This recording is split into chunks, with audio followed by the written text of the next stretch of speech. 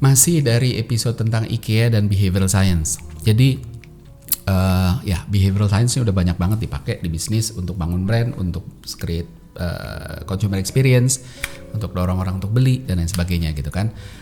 Ini episode kelima gitu, karena abis ini masih ada satu lagi, ada 4 sebelumnya yang kalau belum nonton silakan nonton dulu supaya nggak kehilangan konteksnya gitu ya. Di 4 episode lalu kita udah bahas 10 behavioral science strategy yang digunakan oleh banyak player, terutama IKEA juga gitu ya, entah mereka ngaku apa enggak gitu ya, untuk bangun bisnisnya gitu kan. Yang pertama itu primacy effect, gimana begitu datang kita dikasih first impression yang bagus.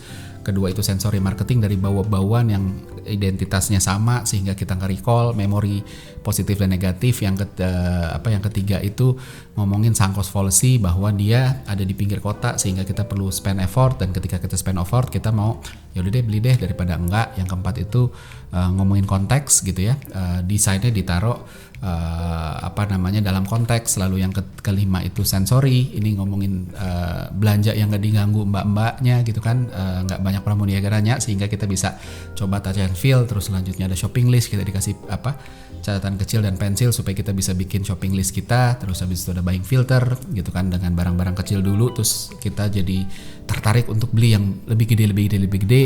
Terus ada money back guarantee yang bikin orang udahlah nggak usah mikir lah, orang toh kalau nggak kepake bisa dibalikin. Terus ada reciprocity, kita dikasih katalog gratis supaya terus habis itu kita beli sesuatu gitu kan, tanpa paksaan. Terus yang terakhir ada storytelling gitu kan, konsep labirin itu ada storytelling sehingga kita juga nyaman. Nah, episode kali ini kita mau bahas yang pertama itu dari hal kecil dulu, nanti yang kedua yang gede. Yang kecil itu adalah kalau dilihat di toko IKEA itu hampir tidak ada jendela gitu kan.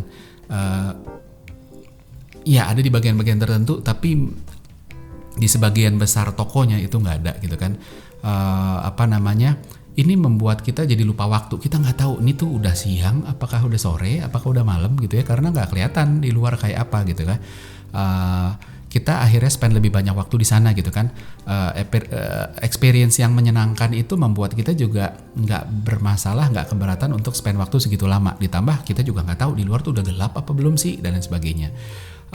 Ingat storytelling di episode lalu ya, ketika kita ngomongin storytelling ini penting banget, membuat orang jadi nggak keberatan untuk stay lama-lama, bahkan lupa waktu gitu ya, dan dibantu dengan tidak dikasih jendela itu tadi. Jadi nggak tahu pun nggak apa-apa, orang seru kok gitu kan. Kalau seru kan kita nggak keberatan. Nah, menariknya adalah di setiap toko IKEA, nah ini mulai beratnya, di setiap toko IKEA itu selalu ada restoran yang ditaruh di tengah gitu ya. Di situ ada jendela. Jadi kalau tadi di awal kita bilang bahwa sebagian besar toko IKEA itu tidak ada jendela, nah jendelanya itu selalu ditaruh di dekat restoran gitu kan. Kenapa dikasih sih? Nah, kita harus ngerti bahwa barang-barang utama yang dijual di IKEA itu sebenarnya perabot-perabot besar, ya kan? Entah itu bed, entah itu sofa, entah itu meja kerja, entah itu meja makan, entah itu kitchen set gitu. Kategorinya sebenarnya barang-barang ini kategorinya adalah kategori high involvement product. Jadi butuh waktu untuk dipertimbangkan, untuk didiscuss dulu sebelum decide. Belum lagi barang-barang kayak gini biasanya kita butuh discuss gitu kan, butuh consult dengan entah istri, entah pacar, entah suami, entah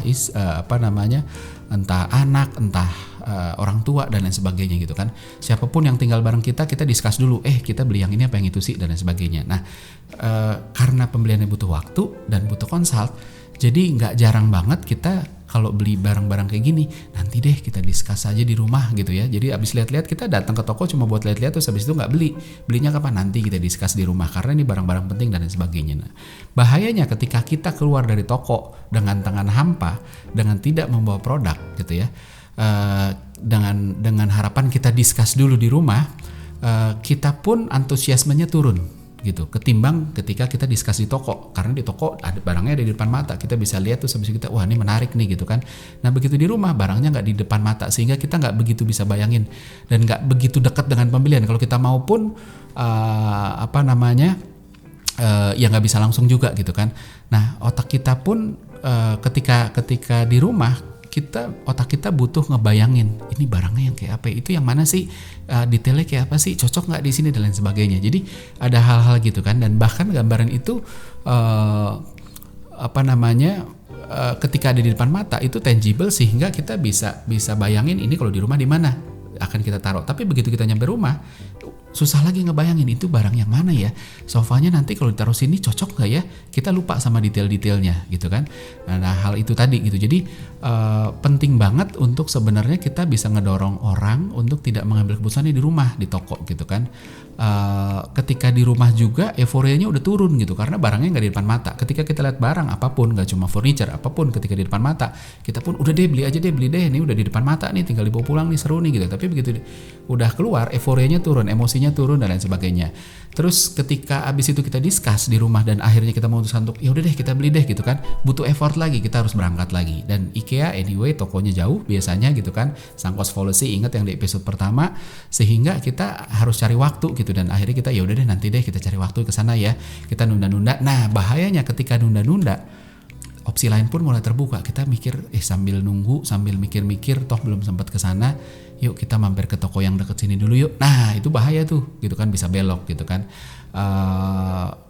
Ya karena tadi untuk ke IKEA itu kan butuh waktu dan butuh effort gitu. Nah ketika orang mampir lihat-lihat dan deket banget gitu ya, orang kalaupun habis itu balik lagi mikir di rumah, orang ambil keputusannya lebih cepat gitu dan lebih gampang gitu. Nah ini bahaya banget, risiko ini bahaya banget buat bisnis-bisnis yang punya prinsip seperti IKEA tadi gitu kan. Nah oleh karena itu sebenarnya restoran di IKEA itu ada gitu. Jadi ya ini adalah tentang bukan cuma sekedar ngasih tempat makan gitu, tapi ngasih tempat untuk break dulu, makan siang supaya kita nggak terburu-buru gitu kan. Karena ya namanya udah labirin keliling nggak bisa lah ke IKEA setengah jam gitu ya. Even 1 jam pun tuh nggak cukup gitu dengan keliling-keliling. Kalau kita lihat satu-satu, lihat-lihat, pegang, touch and feel segala macam tuh nggak cukup 1 jam. Nah jadi kemungkinan pasti akan nyebrang entah makan siang entah makan malam gitu. Jadi disediain tempat makan sehingga kita nggak keburu-buru, tenang aja ntar kalau lapar kita makan dulu di sana gitu. Dan itu bukan main revenue streamnya mereka gitu ya, walaupun sebagian besar orang ke IKEA tuh selalu makan gitu loh. Tapi paling nggak yang pertama adalah membuat orang tidak terburu-buru belanja dan pergi keluar dari tokonya gitu. Nah dipadu dengan sunk cost fallacy yang di episode awal kita bahas, bahwa orang udah jauh-jauh ke sini, ya udahlah kalau bisa bawa sesuatu gitu ya. Terus storytellingnya jalan gitu kan, terus disediain tempat makan ini. Tempat makan ini gunanya adalah untuk discuss and decide tadi, yang tadinya orang ya udah deh nanti kita discuss di rumah, nggak perlu discuss sekarang, nih ada tempatnya, yuk kita sambil makan kita lihat-lihat gitu kan. Dan karena discuss itu butuh mood positif supaya orang decide untuk ya udah kita beli, maka dari itu pula resto-resto itu selalu dikasih jendela supaya lebih fresh gitu kan, lebih mood positifnya terbangun sehingga purchase decision makingnya terjadi gitu kan. Logic ini pula yang dipakai sama pemain-pemain digital gitu kan. Mereka nggak cuma showcase produk, tapi mereka selalu create mereka selalu sediain namanya CTA, call to action. Restoran-restoran ini bisa juga dilihat sebagai tempat untuk discuss and decide, sehingga ini serve sebagai CTA juga, call to action, tempat untuk kita ngambil keputusan. Nah lebih dalam lagi, supaya orang terdorong mau makan di sana, mereka nyediain menu-menu yang khas banget cuma bisa didapetin di IKEA, nggak bisa di mana-mana gitu loh. Kalau menunya menu-menu ya di tempat lain juga ada, ya udahlah orang nggak terdorong. Tapi kan ada sunk cost, udah jauh-jauh ke IKEA masa nggak beli sesuatu, udah jauh-jauh ke IKEA masa nggak makan Swedish meatball gitu ya, nggak ada lagi yang jual Swedish meatball selain di IKEA gitu kan. That's why makanya kita ya udah deh kita makan, walaupun ada menu-menu lain buat orang-orang, buat mengakomodir orang-orang yang nggak suka seleranya nggak begitu suka makanan-makanan contoh Swedish meatball deh, atau makanan-makanan Swedia gitu kan. Nah itu dia. Tapi Swedish meatball ini pun terbukti jadi salah satu produk yang paling banyak dijual di IKEA gitu kan. Karena kita ya balik lagi tadi, kita nggak nemuin ini dimanapun. Nah maka dari itu setiap kita ke IKEA kita cenderung untuk makan di restoran, dan ketika kita makan kita cenderung untuk discuss jadi gimana yang tadi kita beli apa enggak gitu, kayaknya oke deh, kayaknya bisa masuk deh di